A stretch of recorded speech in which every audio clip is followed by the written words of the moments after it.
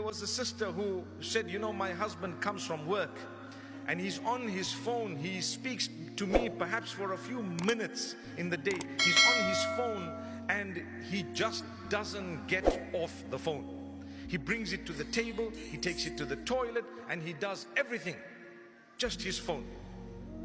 And I told her, I said, sister, have you tried talking to him, telling him, look, it's too much. You know, you're on your phone all along. And she says, he can't hear me. He doesn't hear me. Unless I make some content and, you know, come onto his phone. He might see me on the phone, but he's not going to see me in real life. So she decides, some time later, she contacted me and said, you know what, we had a big problem. I said, why? She said, because I decided to do the same thing. And so I was on my phone all the time and he's on his phone. When he came home, I didn't even respond.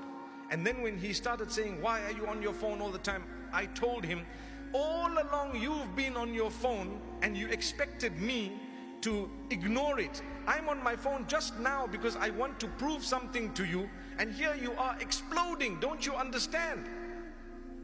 But this is a reality. Anyway, their problem was solved after some time where they reached an agreement. But in many cases, we're not even married. And sometimes we don't have responsibility to the degree where someone's going to tell it to us. Remember to control yourself. If you think of Islam, it's all about discipline. That's what it is. If Allah wanted, He would not have created haram. There would have only been halal. But Allah created haram for you to get closer to Him by disciplining yourself and holding back from doing things that are displeasing to Him. That's why He created haram. He created haram so that you can engage in an act of worship known as abstention for the sake of Allah. He created haram so that wherever you faltered, you can engage in an act of worship known as repentance for the sake of Allah.